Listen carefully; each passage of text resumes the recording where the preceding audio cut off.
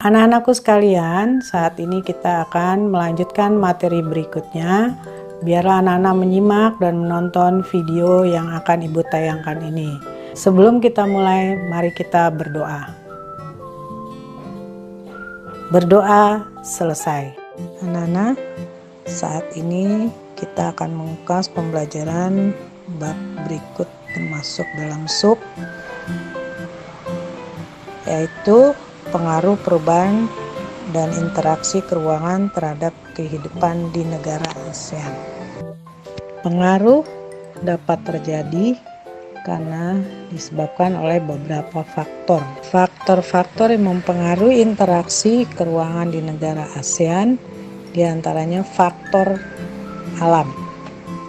Kedua, faktor pengaruh perkembangan teknologi. Dan yang ketiga, pengaruh interaksi keuangan terhadap kehidupan ekonomi. Dan yang keempat, pengaruh konvensi lahan terhadap perubahan keuangan dan interaksi. Faktor alam diantaranya adalah iklim. Iklim di negara-negara Asia Tenggara pada umumnya adalah beriklim tropis.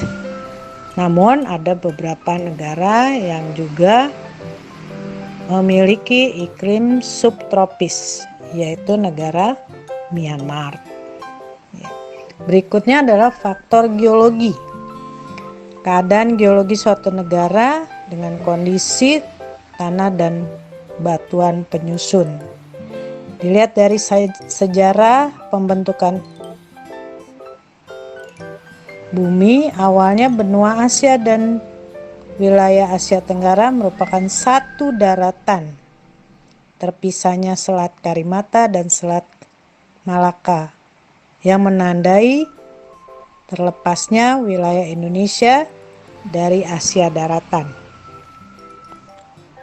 Yang ketiga, faktor ketersediaan sumber daya alam.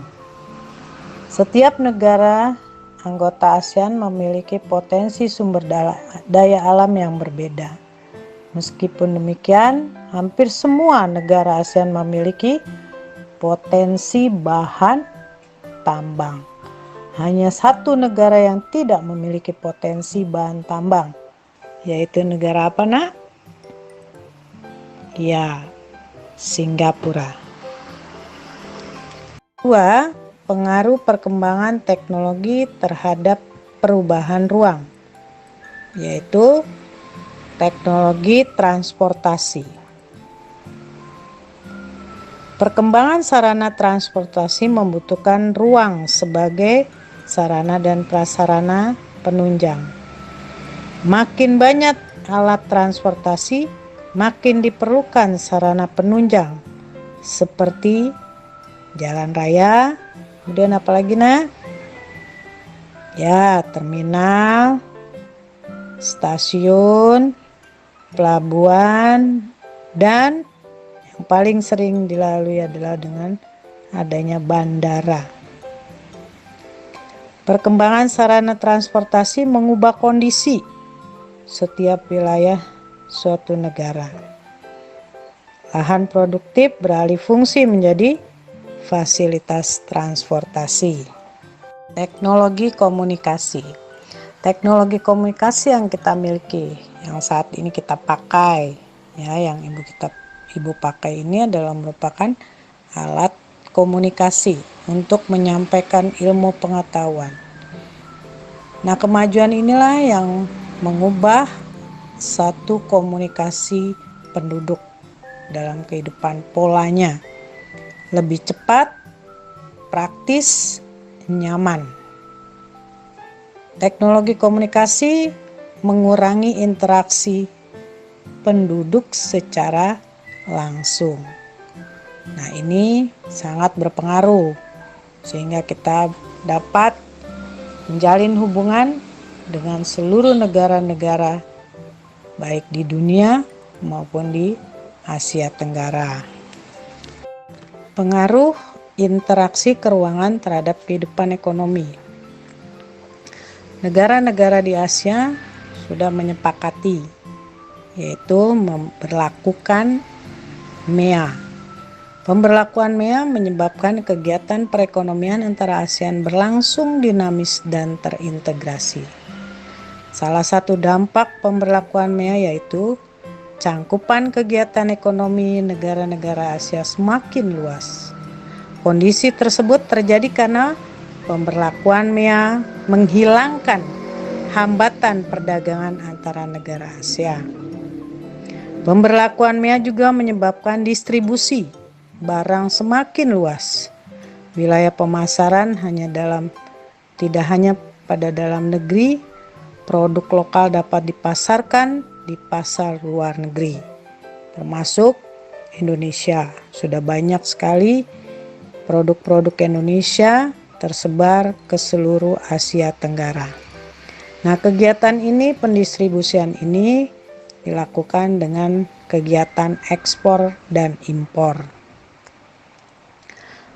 Elemen-elemen sentral MEA tahun 2025 kita perlu ketahui ini, yaitu menjadikan panduan kerjasama ASEAN untuk 10 tahun ke depan. Apa fokus ASEAN dalam dekade ini? Yaitu pengembangan usaha mikro, kecil dan menengah, ekonomi digital, serta green technology. Adapun pilar elemen sentral MEA 2025 sebagai berikut. Ekonomi terpadu dan terintegrasi penuh, ASEAN yang berdaya saing, inovatif dan dinamis, peningkatan konveksitas dan kerjasama sektoral. ASEAN yang tangguh, inklusif, serta berorientasi dan berpusat pada masyarakat. ASEAN yang mengglobal. Inilah yang menjadi pilar dalam perekonomian di tahun 2025. Selanjutnya, pengaruh konvensi lahan terhadap perubahan ruang dan interaksi antara ruang. Apa yang dimaksud konvensi lahan? Mungkin kalian sudah tahu, pengalihan, ya. Apa pengaruhnya terhadap kehidupan masyarakat? Nah, banyak sekali pengaruhnya. Konvensi lahan biasanya dilakukan secara sesuai dengan kebutuhan daripada masyarakat. Pengaruh konvensi lahan pertanian menjadi pemukiman. Kita lihat ya, terutama di Indonesia ada banyak persawahan dibuat menjadi pemukiman.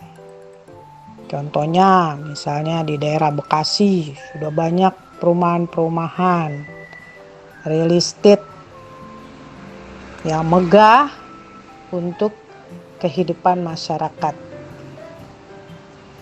Pengaruh konvensi lahan pertanian menjadi kawasan industri juga banyak. Nah, ini yang akan menunjang perekonomian kita, terutama produk-produk di Indonesia.